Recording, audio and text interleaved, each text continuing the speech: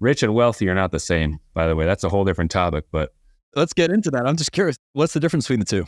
yeah, to me, I've gotten asked about that. It's been a while, but I used to talk about that a lot. Rich to me is pure financial and often materialistic, whereas wealthy is time. Wealthy is time plus money, and rich is more just like money plus stuff. And I think you can be rich and not wealthy.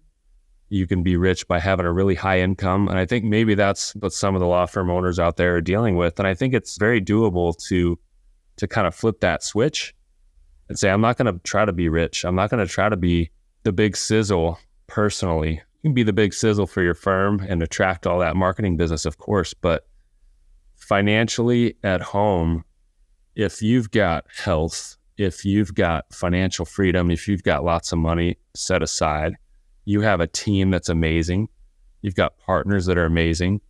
The firm is growing and you have more time freedom. Like that's actual wealth. That's a balanced life. Rich, you're still stressed out. You're on the grind. You're working 60 to 80 hours a week. You're not collaborating, hiring, delegating properly. You're trying to keep up with your payments. You've got huge obligations. You're constantly looking when that next big settlement is going to be because you already spent all the cash flow from the last few. You're getting loans on your payables and your next settlement's coming up because you've spent all the money on big flashy stuff. So I think there's just a big difference in wealth and rich, and a lot of what's glorified online is rich.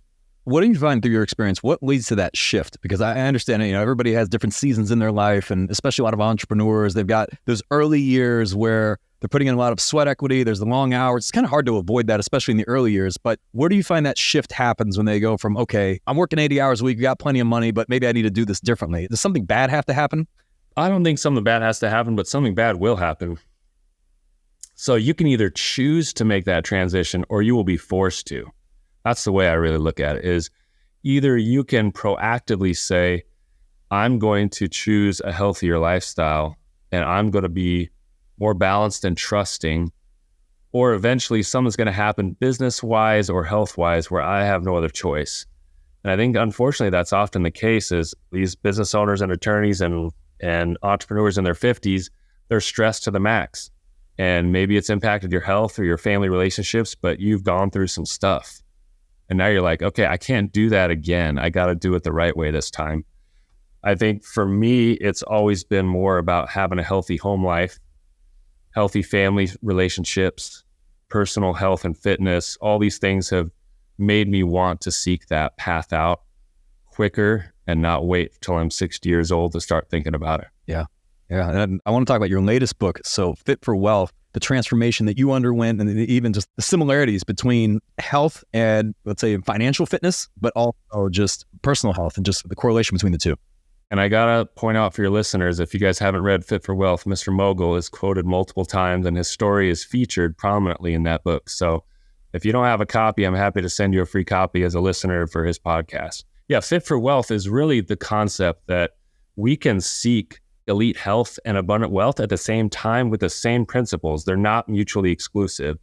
A lot of people, especially I think in the legal industry, who are just grinding out there, like you said, saturated markets, trying to get to 5 million, 10 million in revenues, 100 million in revenues, like you're really burning yourself out. You're grinding for that success and you're going to worry about your health eventually, but that's not how it works. You're going to show up as your best self at work when you're your best self actually physically. If you don't feel good and have your energy filled up, you're not going to be the best attorney.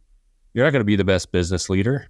You're not going to be the best husband or father or wife or mother. Like you have to be your best self. The principles of being ridiculously ambitious and hiring only the top experts, working with technology that helps you really track and measure your progress.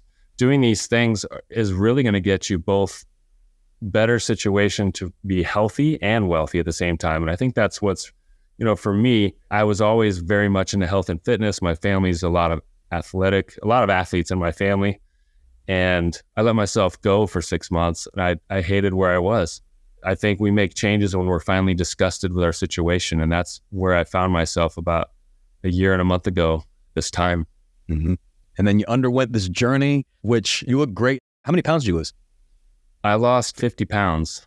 Yeah, so that was naturally, painfully, it was a lot of work. I set the goal. So we're talking about be ridiculously ambitious. I told my new trainer that I wanted to lose 50 pounds. And he's like, that is an insane goal. To do that in 1 year is pretty ridiculous. And I said, I want to do that in 3 months. He wanted to hang up on me, but I was a new client. So I didn't meet that goal. I cut 44 pounds in 3 months, but man, I felt great.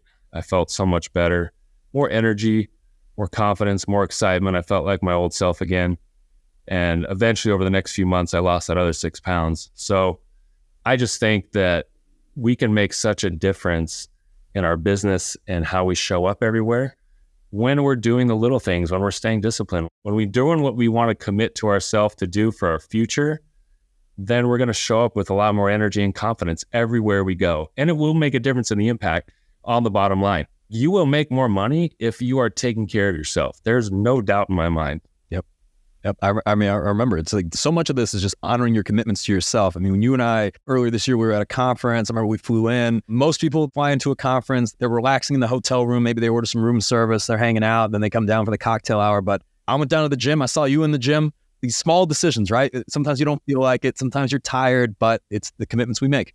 And I'll add to that, not only did we see each other in the gym pretty much every day, every night, I think the gym people said you were living there, but we were sitting at the conference as well. And they've got all kinds of treats and desserts and all kinds of stuff. And we both pulled out like a little turkey chop stick from Trader Joe's, trying to hit our protein, high protein, low calorie, healthy diet stuff. So it's the little decisions that make the big long-term impact. And the more consistent you are, the more it just becomes of your identity. It's who you are. Once making good decisions and having discipline as who you are, it's a lot easier to keep those commitments to yourself.